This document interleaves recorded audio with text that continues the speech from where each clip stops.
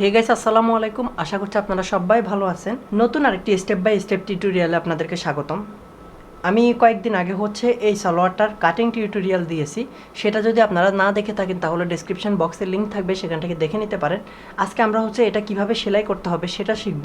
শুরু করার আগে বলে রাখি, আপনি যদি আমার চ্যানেলে নতুন হয়ে থাকেন অবশ্যই চ্যানেলটাকে সাবস্ক্রাইব করবেন, ফেসবুক পেজটাকে ফলো করে সাথেই থাকবেন। তাহলে আমরা বেশি কথা না বলে ভিডিওটা শুরু করি। অ্যাট ফার্স্টে আমরা কাপড়টাকে খুলে নিলাম। তারপরে উল্টা এবং সোজা অংশ দেখে আমরা এদিকে উপরের দিক থেকে জয়েন করে নিচ্ছি। প্রথমে আমরা একটু হাফ ইঞ্চির মতো রেখেই সেলাই করব, বা একটু বেশি রেখে সেলাই করব, কারণ এটা সিনথেটিক কাপড়, কম রাখলে ফেসকে যাওয়ার সম্ভাবনা থাকে। আর এটাকে অবশ্যই আমাদেরকে ডাবল সেলাই দিয়ে রাখতে হবে। ঠিক সেমভাবে আমরা অপর পাশের হাইয়ের অংশটাকে এটাকেও আমরা হাফ ইঞ্চি করে ধরে সেলাই করে নিচ্ছি। এবার আমাদের নেক্সট কাজ এই দুই পাশটাকে আমরা প্রথমেই ওভারলক করে নেব। আমরা এই হাইয়ের অংশটা পুরোটাকে ওভারলক করে নিছি। নেক্সট কাজ আমরা সালোয়ারটাকে সোজা করে নেব। প্রথমে কোমরের মধ্যে আমাদেরকে ইলাস্টিক লাগাইতে হবে। ইলাস্টিকটা আমরা প্রথমে নিয়ে নিচ্ছি। আমি এখানে প্রায় 12 ইঞ্চির মতো ইলাস্টিক দিব। তো আমি এদিক থেকে 12.5 ইঞ্চি কাটিং করে নিতেছি, যেহেতু হাফ ইঞ্চি সেলাই চলে যাবে, ইলাস্টিকটা জয়েন্ট দেওয়ার সময় লেগে যাবে। তো 12.5 ইঞ্চি ইলাস্টিক কেটে নিয়ে এবার ইলাস্টিকটাকে আমরা জয়েন করে নেব। ইলাস্টিকটাকে আমরা জয়েন করে নিলাম। এবার জয়েন করে নেওয়ার পর আমরা এদিক থেকে কোমরের মধ্যে ইলাস্টিকটাকে প্রথমেই বসাবো, বাট কিভাবে বসাতে হবে সেটা একটু দেখেন। আমরা কোমরের মধ্যে রেখে এদিক থেকে কাপড়টাকে আমরা উপরের দিক থেকে ফোল্ডিং করে নেব। বাট ফোল্ডিং যে করব, আমরা এলাস্টিকের মধ্যে সেলাই দেব না, এলাস্টিকের পাশ দিয়ে সেলাই করব, যাতে করে এলাস্টিকটা ভিতরে মুভমেন্ট করতে পারে। সেই জন্য এলাস্টিকের পাশ দিয়ে সেলাই করব। তাহলে আমাদেরকে ফোল্ডিংটা একটু বেশি করেই করতে হবে, যাতে এলাস্টিকের জন্য যতটুকু দরকার তার চেয়ে একটু বেশি থাকে। ওকে, এবার পুরোটা কোমরের মধ্যে আমি একদম ইলাস্টিকের পাশ দিয়ে পুরোটা কোমর সেলাই করে নেব।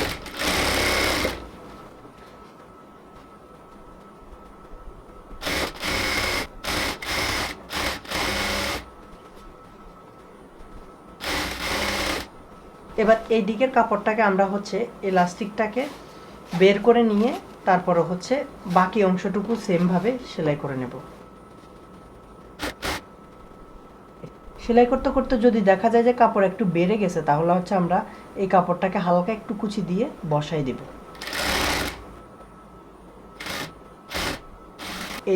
এই জন্যই আমরা ইলাস্টিকের বাহিরে সেলাইটা দেব, যাতে ইলাস্টিকের ভেতরে কাপড়টা মুভমেন্ট করতে পারে, মানে ইলাস্টিকের চারপাশে যে কাপড়টা আছে সেটা যেন মুভমেন্ট করতে পারে। এবার এই দিকের কাপড়টাকে আমরা আরও এদিকে নিয়ে গিয়ে ইলাস্টিকটাকে আস্তে আস্তে ধরে ধরে পুরোটা অংশ সেলাই করে নেব। পুরো কোমরের মধ্যে ইলাস্টিকটা লাগানো শেষ। এবার কাপড়টাকে আমরা জাস্ট একটু সিম্পলি চারপাশে ছড়াই নিব। বাট এখন দেখা যাবে কোনো দিকে কম আছে, কোনো দিকে বেশি আছে এই কাপড়টা। ওই জন্য কাপড়টাকে আমরা চারদিকে ছড়াই নিব খুব সুন্দরভাবে। সেটা কিভাবে করতে হবে, আমরা ইলাস্টিকটাকে চারদিকে টান দিলেই ইলাস্টিকটা ধরে, তাহলে এই কাপড়টা পুরোপুরি কোমরের মধ্যে ছড়াই যাবে।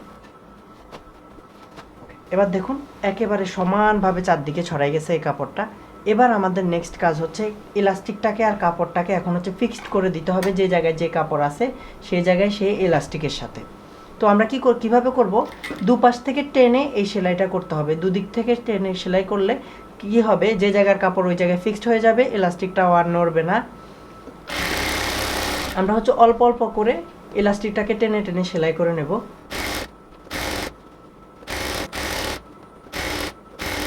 বাড়তি সুতা থাকলে সেটা আমরা এখন কাটিং করে নিতেছি।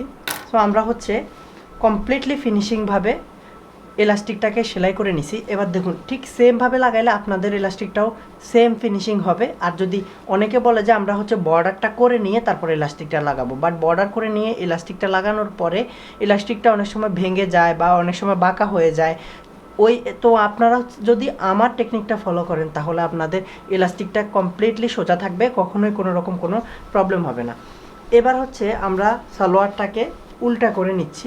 উল্টা করে নেওয়ার পর সালোয়ারের মুখে আমরা হচ্ছে যতটুকু পরিমাণ বর্ডারের জন্য কাপড় রাখছি ঠিক ততটুকু পরিমাণ হচ্ছে আমরা এদিকে বর্ডারটা করে নিব। আমরা হচ্ছে এদিক থেকে প্রায় 1/2 ইঞ্চি পরিমাণ হচ্ছে ফোল্ডিং করে আমাদের সেলাইটা শুরু করব।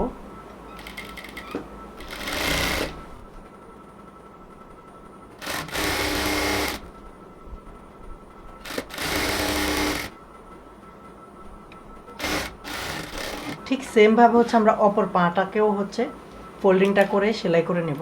এই ফোল্ডিংটা করার সময় অবশ্যই খেয়াল রাখবেন যাতে করে আমরা যে পাশটাকে হচ্ছে উল্টাচ্ছি যাতে সেলাইটা অবশ্যই উল্টা পাশে যায়, সোজা পাশে যাতে না যায়। সোজা পাশে গেলে আবার খুলতে হবে, আবার ঝামেলা করতে হবে। তো ওই জন্য একবারে ভালোভাবে দেখে তারপরে হচ্ছে আমরা এই সেলাইগুলো করব। এদিকে হচ্ছে 1/2 ইঞ্চি ফোল্ডিং করে পুরোটা পায়ের মধ্যে আমরা হচ্ছে আগেই সেলাই করে নেব। বাড়তি সুতা থাকলে দুপাশ থেকে আমরা সেটা কাটিং করে নেব। এভাবে আমরা হচ্ছে ফোল্ডিংটা করে নেওয়ার পর পুরো সালোয়ারটাকে আমরা হচ্ছে ডাবল ভাঁজ দিয়ে নেব। ডাবল ভাঁজ দিয়ে নেওয়ার পর আমরা হচ্ছে আমাদের মেজারমেন্ট অনুযায়ী সালোয়ারটাকে সেলাই করব। সালোয়ারের মুখের মাপটা ছিল হচ্ছে 7 ইঞ্চি, তো আমরা 7 ইঞ্চিতে একটা দাগ দিয়ে নিলাম। এবার এই 7 ইঞ্চি বরাবর এখানে হচ্ছে আমরা লক সেলাই দিব প্রথমে। ওকে, লক সেলাই দেওয়ার পর আস্তে আস্তে সেলাই করতে করতে উপরের দিকে আসবো আমরা।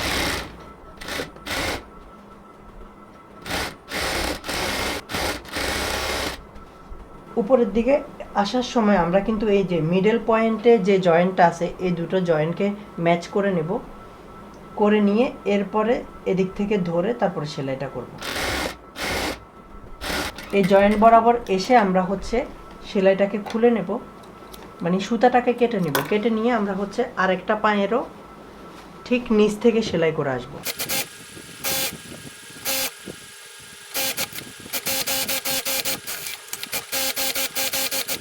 পুরো পাটাকে সেলাই করার পর আমাদের নেক্সট কাজ হচ্ছে ওভারলক করে নিতে হবে সালোয়ারটাকে। এর আগে আমরা হচ্ছে যদি কোনো এক্সট্রা কাপড় থাকে সেটাকে ট্রিম করে নেব সব দিক থেকে। এবার সালোয়ারটাকে আমরা ওভারলক করে নেব। পুরো সালোয়ারটাকে আমরা ওভারলক করে নিয়ে আসলাম। ওভারলক করে নিয়ে আসার পর আমাদের নেক্সট কাজ হচ্ছে সালোয়ারের এই যে মুখের সেলাইয়ের বাহিরে যে এক্সট্রা কাপড় আছে এই কাপড়টাকে আমরা হচ্ছে এদিকে ফোল্ডিং করে সেলাই করে নেব যাতে এটা বাহিরের দিক থেকে দেখা না যায়।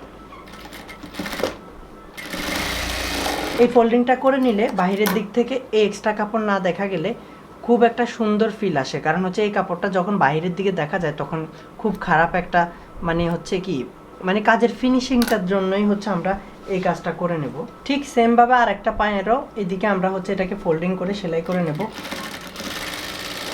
আসলে কাজের সৌন্দর্যটা আপনার কাছে, আপনি যতটা আপনার কাজের মধ্যে সৌন্দর্য আনতে পারেন সেটা হচ্ছে। আর আমি তো আপনাকে সৌন্দর্যটা শিখিয়ে দিতে পারবো না। আপনি কাজটা যত করতে থাকবেন, যত শিখতে থাকবেন, তত আপনি আপডেট হতে পারবেন, তত আপনি জানতে পারবেন।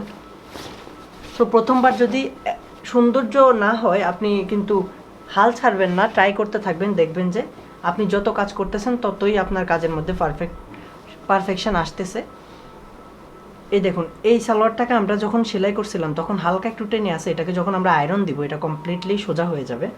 আর এদিকে ইলাস্টিকটা কিভাবে লাগাইতে হবে, তারপরে সাইডটাকে কিভাবে সেলাই করতে হবে, তারপরে সালোয়ারের মুখটাকে সেলাই কিভাবে করতে হবে সেটা আমি এভরিথিং আপনাদেরকে part by part step by step বোঝানোর এবং দেখানোর ট্রাই করেছি। এটাই ছিল আজকের টিউটোরিয়াল। হোপফুলি আপনাদের ভিডিওটা ভালো লাগছে। ভালো লাগলে অবশ্যই লাইক দিতে ভুলবেন না। আর হচ্ছে চ্যানেলটাকে সাবস্ক্রাইব করে ফেসবুক পেজটাকে ফলো করে সাথেই থাকবেন। দেখা হবে নতুন কোনো এপিসোডে। সবাই ভালো থাকবেন। আল্লাহ হাফেজ।